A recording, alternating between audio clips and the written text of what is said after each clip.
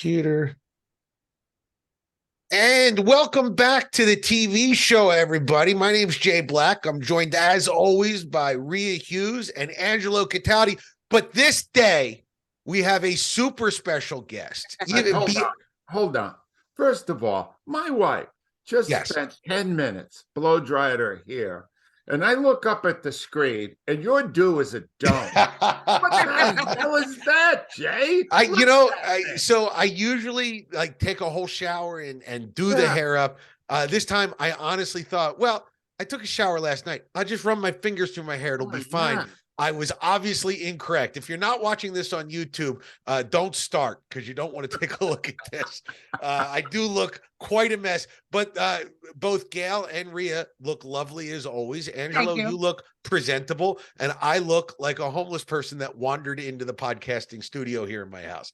So, as you may know, if you follow this podcast, I am a huge Succession head, and I've been trying to get Angelo and Rhea on board on this train. They have refused. No. I don't know what I need to do to get them.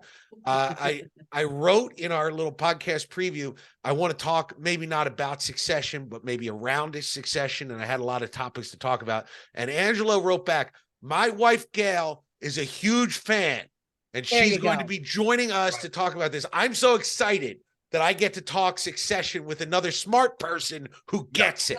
I am about to invoke my first pinch hitter. Here is my lovely wife, Gail, a big fan of Succession. Gail, welcome to the show. Thank you so much for joining us. And thank you from the gym. Thank you for being so smart as to love Succession like us smart people do. That's right. Now, you're a huge fan of the show. Are you a person who was a fan from day one? Like, did you jump on the train or did you find it late? I found it late.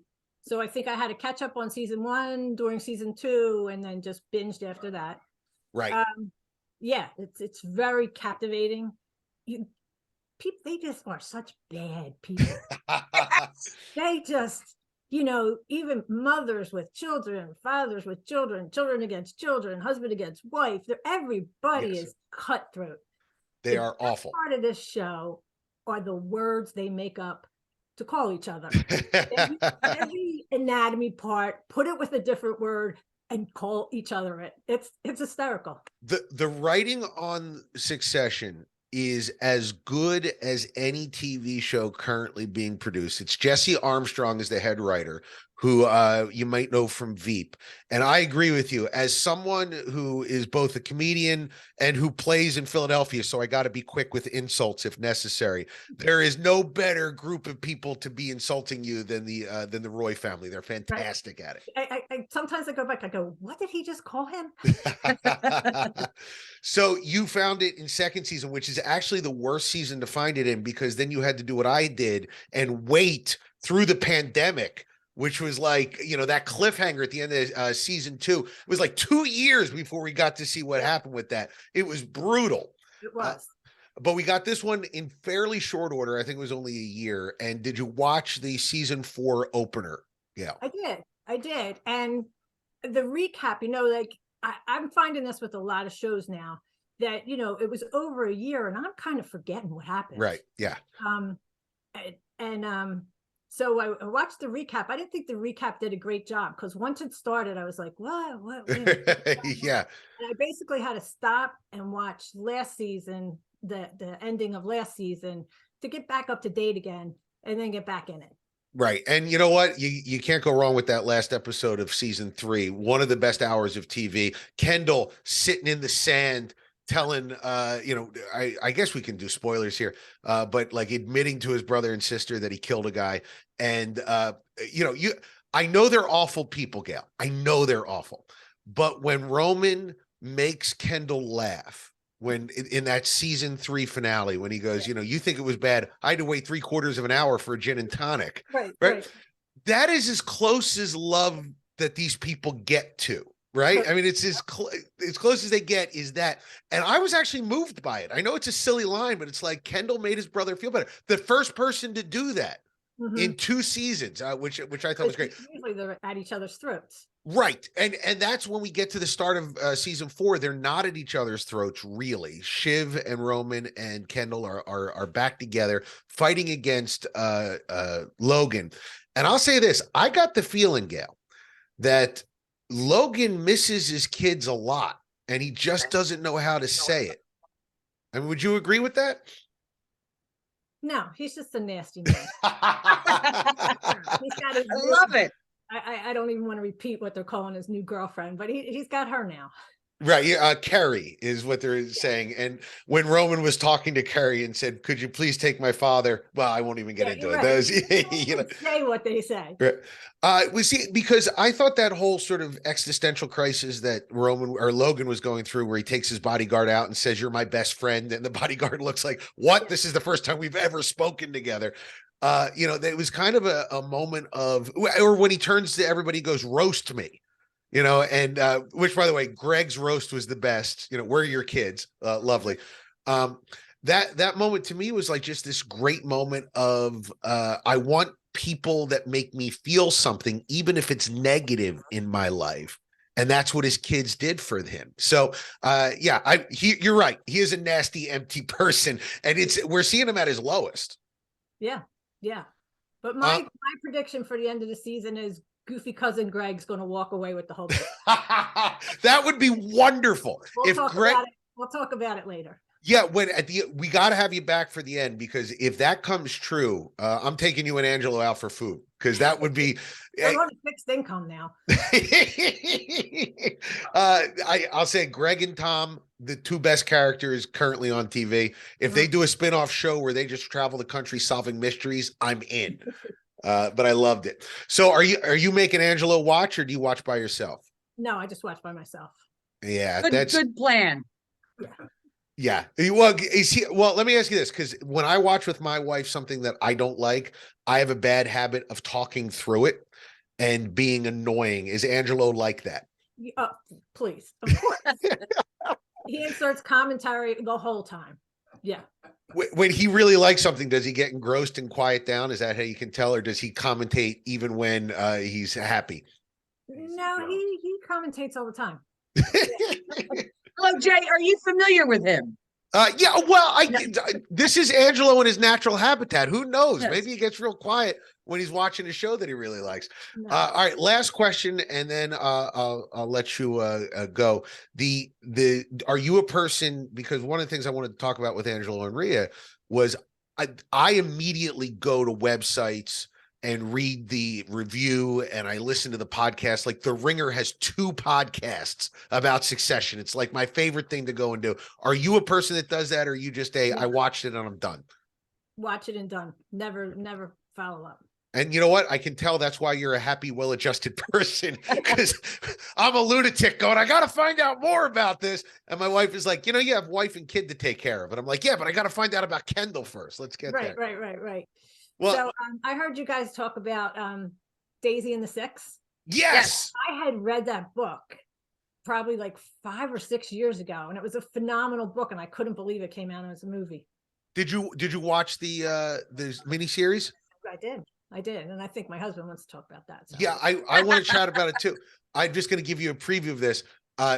Rhea and I both felt the same way, which was, as we were starting it, we were like, I don't know if I'm going to like this. Right. And by like 8 minutes in, I'm like, I got to clear my schedule because I got to watch all of this. It's so good. It is all the way till the end. You have to watch till the end. I'm 5 episodes deep, and as soon as I'm done this, I'm supposed to do taxes. I'm not doing taxes. No. I'm gonna go sit and watch. The government can figure it out themselves. But Gal, this was lovely. Thank you so much for joining us. I hope we weren't too difficult to deal with. I know Rhea can be a bear, but I'm very charming. All right, guys. Thanks. Gail, thank you so much. That's Gail Cataldi, everybody, joining us on the podcast. Yeah, applause is necessary. That's exciting. That was exciting. I lost my camera. Best part of the podcast is just ended, people. Absolutely. It's funny you said that, though, because getting to Daisy Jones, I read everything after I see something I like or hate. And the Daisy Jones story, the whole thing is just so great. If people are not watching this, get to Amazon Prime and watch it. Yeah. You can now binge the whole thing. I didn't have that benefit. They released 3, Yes. then they released 3 more, and then they released the end, right? I think it's 10 in total. 10 total, yeah. Phenomenal. It's kind of soap opera, but I don't know. I loved it. I thought it was one of my favorite things this year. And So- there was virtually no chance I was going to watch this because it's not my genre. Right. But I got ordered to by Jay. Yes. And Angelo will tell you when I do eventually get ordered to do something for homework, I will do it. She'll get to it eventually. She will, but she'll tend to go negative at that point because she's got a little attitude. Right. Angelo, I loved it. Yeah, huh? Isn't that weird? And the thing It- is, I mean, Riley Keough is the main, she's Daisy Jones, and she's the granddaughter of Elvis Presley. Yeah. in And real I life, had yes. seen her. The only thing I'd ever seen her in was a real sexy show, the first season of Girlfriend Experiment, right? It was the Girlfriend Experience. And she was good in that. She doesn't sing in that. Am I wrong, or is she a terrific singer? She's great.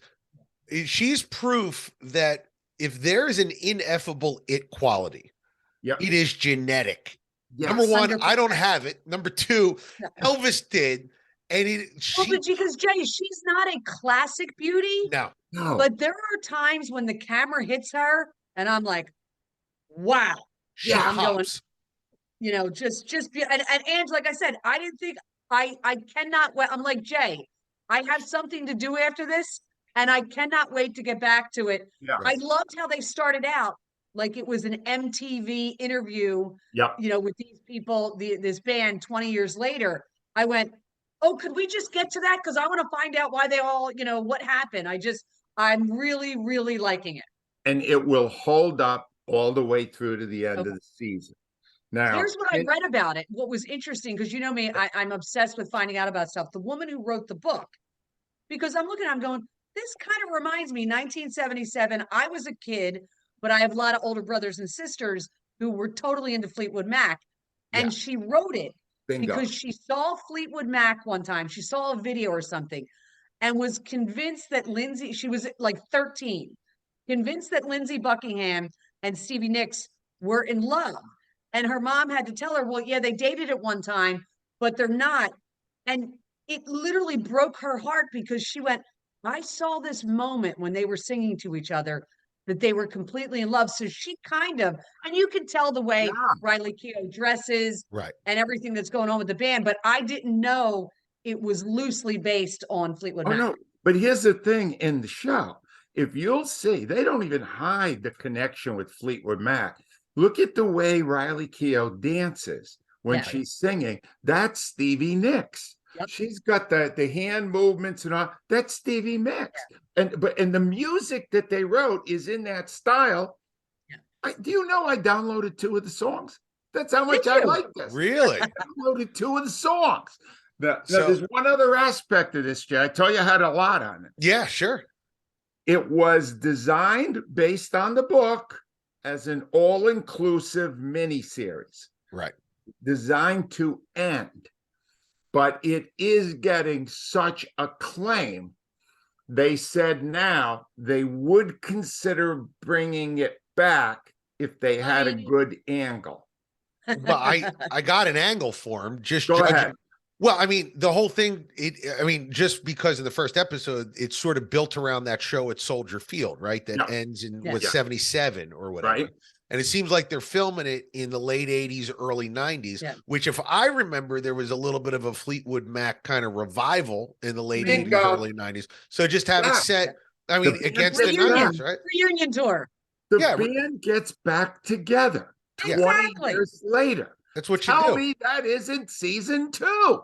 And let me tell you something. The guy, Sam Claflin, playing Billy Dunn. Good. Oh. He's so good. He's so handsome. Yeah. But like in his, like the flashbacks before he grows the beard, he's like regular handsome. But in the ones where he's got the beard and he's talking, he's like a model, this guy. It's like ridiculous. It's a little, you're like, this guy's not real. The AI generated him. But in general, it's got a cast of super beautiful people. We were talking Suki Waterhouse as Karen Serco. Awesome. Yeah, his brother is in love with her, and I get it. I'd be in love with her too if I was in the band. But also Camilla, I think we were talking Maroney or Marone as Camilla Dunn. Who did you ever see a movie called That Thing You Do? It was Tom Hanks directed it. Yes, Tom Hanks. Yeah, she's giving off Liv Tyler vibes from that movie. Yes. Same kind of look with the dark hair and the sort of like love of the band. All the way through. Just entertaining. I wish though, and I could be wrong about this. The only criticism I have of the whole thing is they use I think computer effects to make it look like they're filming with 1970s film. Don't do that. It doesn't. It never looks right. It always just looks like somebody put like a film Premiere filter over top. Don't do that. Other than that, the last thing I'll say that I loved about it in the final moments of the pilot episode, when Riley Keough plays the music for the first time and she's happy and she walks out and Carole King drops that needle drop of I Feel the Earth Move, which as someone, you guys know, I'm learning the piano, right? This is my thing that I've been teaching myself. Very nice. I'm terrible at it. No, you don't say great, Angelo, because if you say great, I'll go play it. No, don't do that. That riff, that piano riff is one of my all-time favorite piano riffs. And that moment as she's walking is just, you're like, okay, I'm in for whatever they want to do. It's great. Go watch this. Jones and the Six on Amazon Prime. Run to see it. It's great. Thank you. So we were talking with your lovely wife, Angelo, about how you handle watching a show you don't like. I am very similar. I do not handle it well. My wife is currently obsessed with the new season of Love is Blind. Love is Blind season 4. Are you guys familiar with the premise of this show? Yes. Familiar, don't care for it. Yeah, they fall in love before they see each other. They have to propose to see one another.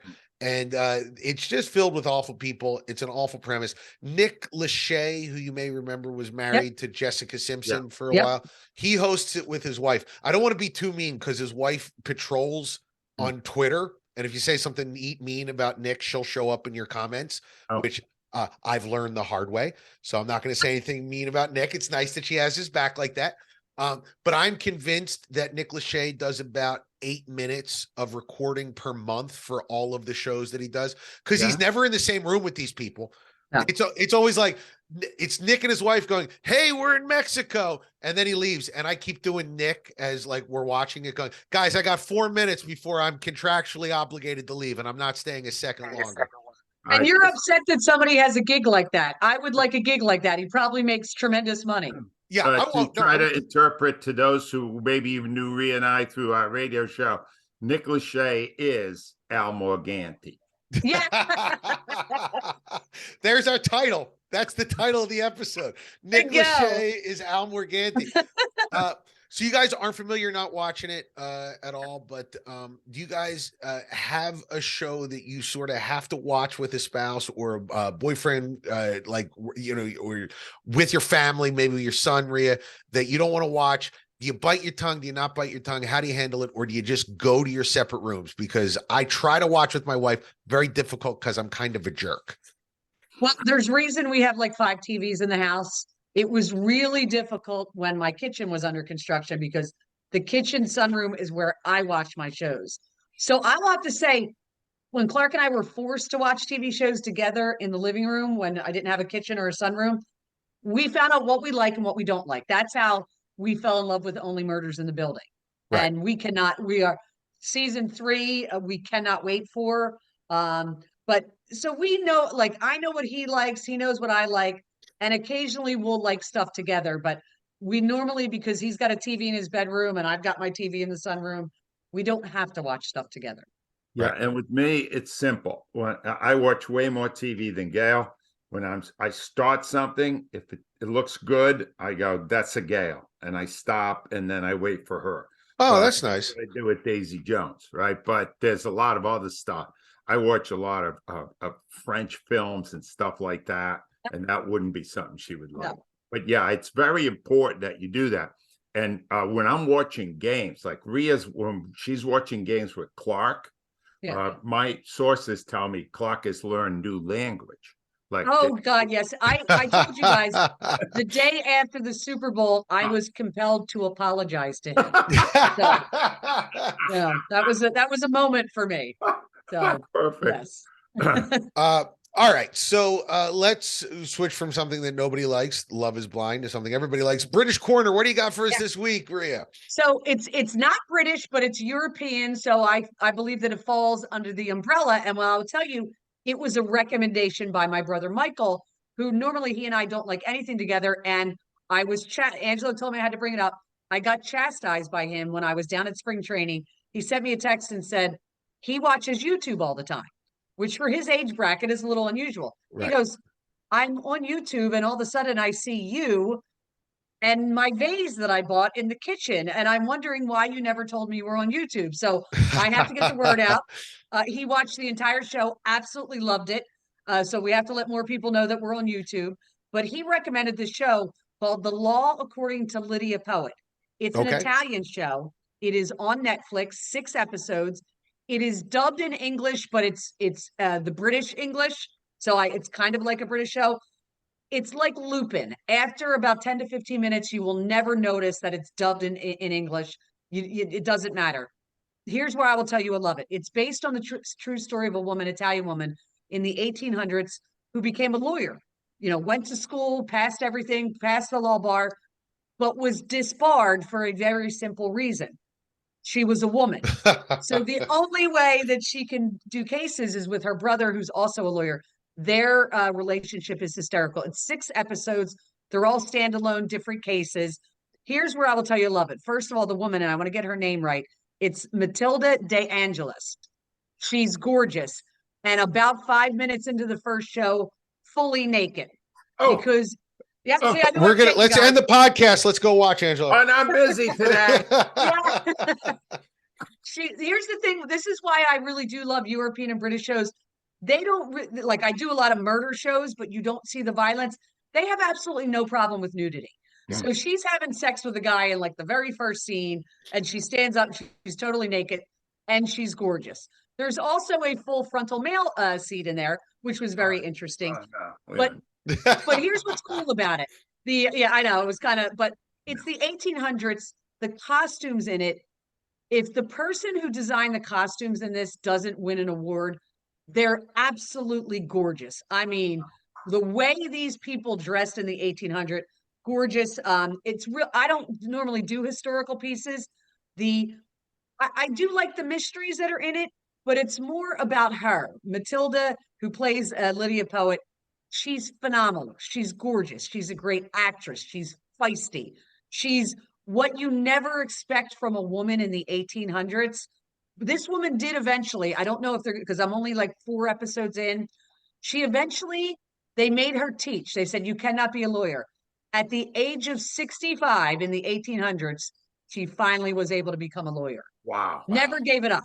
So I love it. It's really good. I think people will like it. Here's it got 100% rating on Rotten Tomatoes, 91% audience. So critics love it. Audience loves it. So I highly, highly recommend it. And that's Netflix, right, Rhea? It's on Netflix, correct. Okay. I'm looking at Matilda De Angelis now, and yes, I can confirm very attractive. I know what you two are doing this afternoon. Well, I do love that story though, because it's this idea that it's shocking. We still deal with a lot of it today, but that somebody had to work this hard just to do the thing that she loved. So yeah, it's a very inspiring idea, and yeah, check it out. Absolutely. If there's a version of it that didn't have nudity, I would share it with my daughter, who is thinking about being a lawyer. Now this woman is a free-flowing kind of woman in the 1800s, and I love her. Not that my daughter, I would have anything wrong with my daughter seeing stuff like that so much as she would be grossed out, I think, at the idea that adults get naked. I don't think she believes that adults ever get naked. The full frontal male part is not for your daughter. No, never, ever. Part for my daughter. Never. Speaking of kids, Teen Corner, what do you got this week? What did you and So Clark we watch? have Riverdale. for Clark. Clark started watching this. This is what's interesting about Riverdale. Started in 2017 and obviously aimed at teenagers. Clark, it got 81% on Rotten Tomatoes, but the audience only gave it a 50%. Clark was a little more generous. He gave it 6.8. It's, I believe, entering its 6th season now, which will be the last season. Here's where it kind of intersects with adults. We all grew up with the Archie comics, right? You know, Right. Jughead, Veronica, Archie, Betty. It's basically loosely based on the Archie comics. It's kind of like a very stylish Archie comics with all these beautiful kids playing all of those people. But it's based in high school. These kids are in high school, and it deals with the death of one of their classmates. A little bit of a supernatural. Somebody said it was Dark Shadows meets Beverly Hills 90210. Oh, okay. So all right. he really liked it. It got really great reviews for like the first 3 seasons, kind of went down a little bit, came back up. He just thought it was fun. And he goes, "You know all these people?" And I said, "Clark, I read the Archie comics growing up." So he was shocked that I knew all of the characters, but they've been made into a modern form of a high school that your kids might like.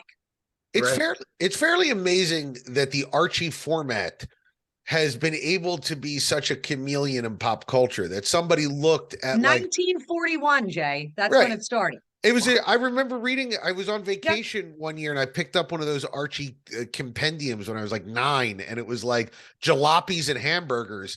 And somebody looked at that and said, what if there were also ghosts? And Yes. they made a TV series. What if there was sexy ghosts in this? Is it one of the And you characters? can find it everywhere. It's available on the CW. It's available on Netflix. You can download it on Apple TV, Amazon. I mean, it's really readily available anywhere, primarily on the CW. Rhea, before we move on, just am I wrong in thinking there's an affair between like Archie and one of his teachers in this? Yes, his music teacher. Really? That's in here. That's like one of the early things on. And I'm going, I don't kind of really know if I don't want Clark to see this, Right. but listen, he's a teenager. But yes, you are correct. I'm just saying that again, somebody looked at the Archie comics and was like, yeah, but what if he was also having sex with his teacher? And they said, all right, put it in. Let's make a show. Love it. Angelo, what is your show you want to talk about this week? What'd you watch? I have a Breaking Bad theme this week. All right. Both of the shows I want to talk about had great cast members from one of the greatest TV shows of all time, Breaking Bad. Brand new show out on AMC Plus, starring the great Bob Odenkirk. The name of the show is Lucky Hank. They have only released 2 episodes, and I learned something by watching this, because the premise is okay. He's kind of a washed up English professor at a mediocre school, and he only wrote 1 novel. It was good, but he then got writer's block. I pretty much will watch anything Bob Odenkirk is in. Agreed. I loved him in Breaking Bad. I loved him probably even more on Better Call Saul. He did skit comedy for many years with David. Across Mr. Show with Bob and right.